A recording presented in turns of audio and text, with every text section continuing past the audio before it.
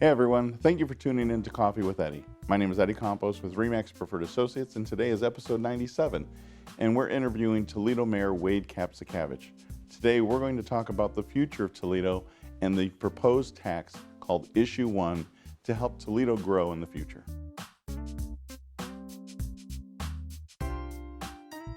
So I was at the State of the City. I heard the big news about Issue 1, a look to the future for Toledo, an investment into Toledo, as you said. What can you tell me about Issue 1?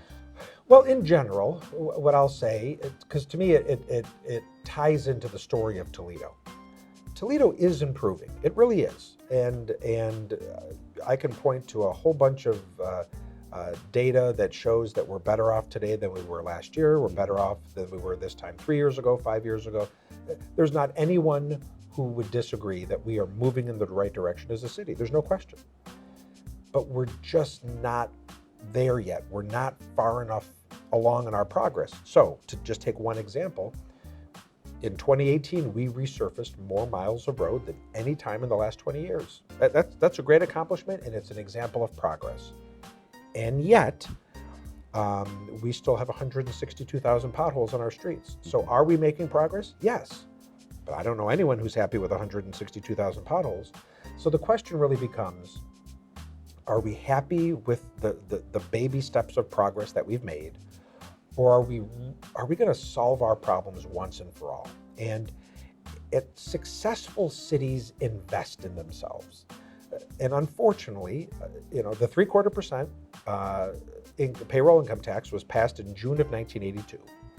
And it has never been touched. It has remained the same since 1982. Well, and consequently, things have stayed the same. Well, that's the point I'm getting at. That I don't know what the cost of a gallon of gas was in 1982, or a carton of milk, or a dozen eggs. But my guess is it went up. The cost of everything has gone up since 1982, and yet we are trying to make do at the same rate. Now, that's okay, and we are limping along and keeping our nose just above water. But part of what I said at the State of the City is, boy, is that all we want? Is that our goal, is to merely survive? Right. That's not my goal. I don't want to just survive. I want to thrive. And when we look around at successful cities invest in themselves. Because we are stuck at that same rate now for almost 40 years, all of a sudden Toledo, Ohio spends less per capita than any other big city in the state of Ohio. We spend less on roads, less on police, less on fire, less on infrastructure, less on parks, less on everything. Let me just take parks for one example.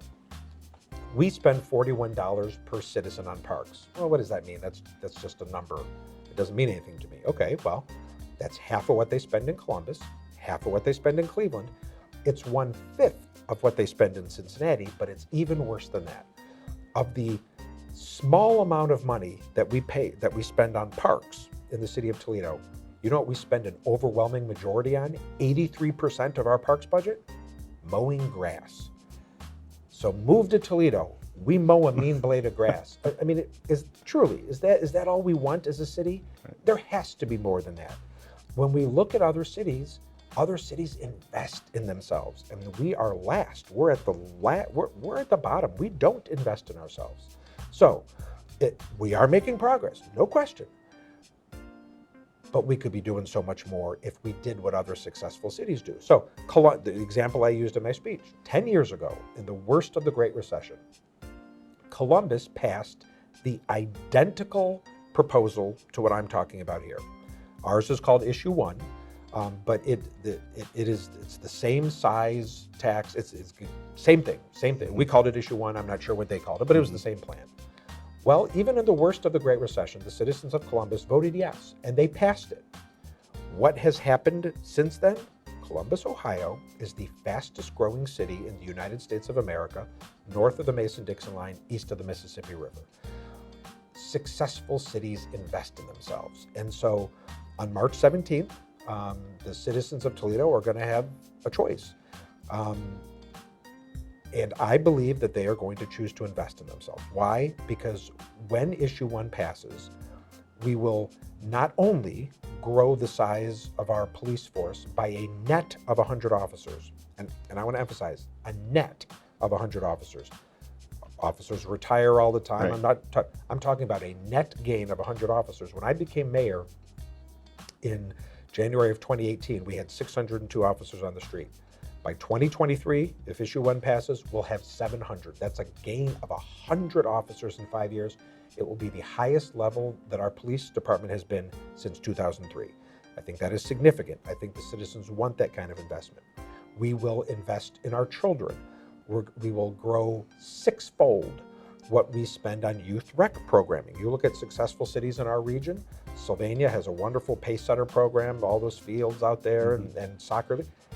There really aren't as many options for a kid in Toledo. If issue 1 passes, we will be able to make the promise that every child in Toledo will have access to a sport or an activity no matter where you live. And I don't care if it's soccer or basket weaving. There's going to be something for kids to do if we choose to invest in ourselves. Those kinds of things lead to people leaving the city of Toledo when they find out that I can't get that here. That's right. That's right. It's the absence of those things that cause people to leave Toledo. So we'll do that also. We'll make investments in our parks and a number of things. But more than anything else, just by an order of, by an exponential multiplier, what issue 1 will do is once and for all fix our roads. It will fix our roads once and for all. Let me put it in perspective. Earlier, I mentioned that in 2018, we resurfaced more miles of road than any time in 20 years. True. It's an example of the progress we're making. That year, we spent $9 million resurfacing roads. When issue 1 passes, we will spend $40 million a year, not just 1 year, every year for a decade. So we will take the world record-setting amount of road resurfacing and quadruple it every year for a decade. Let me say it a different way. In 2019, to be honest, we didn't do as well resurfacing. The budget didn't quite come together the same way. And so we were only able to spend $4 million resurfacing roads. Well, actually, over the last 20 years, that's about average. So what the passage of issue 1 means is literally a 10-fold increase in the average amount that we spend on roads, not just next year, not just the year after, every year for a decade. And let me say it one last way. Regardless of how much money we spent, in terms of the deliverable, in terms of the amount of roads we actually fixed, in terms of residential roads, which I believe are the roads that people care most about, the big roads, Secor Road, Dorr Street, we get state matching money. And frankly, I have learned that people are annoyed when we fix those roads. What they really want are their roads in there. Okay. Last year, we resurfaced 1.6 miles of residential road. When issue 1 passes, we will fix 70 miles of residential roads every year for a decade. That is 700 miles over 10 years. That is an amazing 45-fold increase in the amount of roads that we fix. I won't say fix the darn roads, but there are politicians who have campaigned on the slogan of fix the dang roads. This will fix the roads. And the most important thing about issue 1 is that by law, we must spend this new roads money on roads. The 0.75% income tax has never moved in 38 years. It's at the same level. There was one previous attempt to increase it, and the voter, I think it was about 4 or 5 years ago, and the voters voted it down. And you know why they voted it down? Because they wanted City Hall to be able to promise them that this new money would go to roads. Well, they couldn't make that promise. And it was a different time, and I'm not blaming anyone, but we listened, we heard the citizens, we understand that that was a weakness of that proposal. So this time, we are absolutely guaranteeing that this new money for roads has to go to roads. This capital money cannot get transferred to pay for a forestry worker. That they couldn't make that promise before, they will make it this time. And so when you vote yes on issue 1, you're not only voting for a 45-fold increase in the amount of roads that are resurfaced. You are not only voting to spend 10 times the amount of money on residential road repair every year for a decade, you are also voting to force that money to be spent on roads. It is written into the ballot language.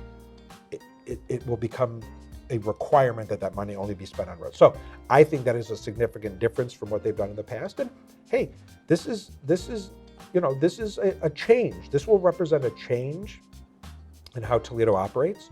Change is difficult. I think people have gotten used to things the way they've been for 38 years. And maybe that's good enough for some people. But I'm not happy with the status quo. I'm not satisfied with 162,000 potholes.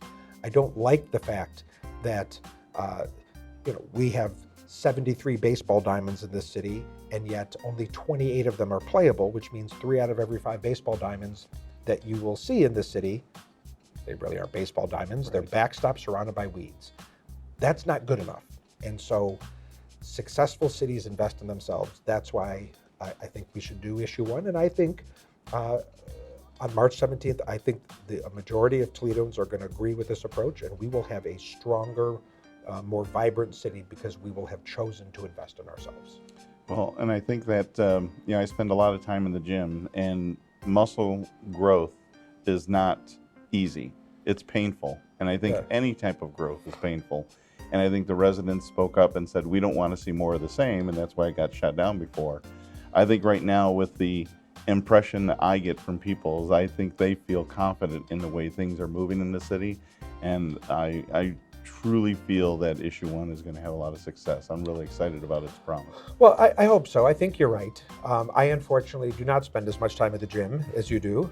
I'm not as much of an expert on muscle. Now, if you want to talk donuts, I can. But I do know this. I understand the point you are making about doing things. Doing something difficult, doing something worthwhile. Doing what's hard. Right. Doing what's hard sometimes involves a little discomfort. Mm-hmm. And you know what? The citizens of Toledo won't and shouldn't want even 1 extra penny of their tax money spent on a program if they think it's going to be wasted. Right. But that's not what's happening here. We have taken, 2 years ago when I became mayor, we had a $3 million deficit. We've done now we have a surplus. We're spending your money wisely. We're doing some creative things. We're doing big things like the regional water deal. We are governing well, I believe. We're spending your money frugally. I assure you it's more frugal than the city has done in a long time.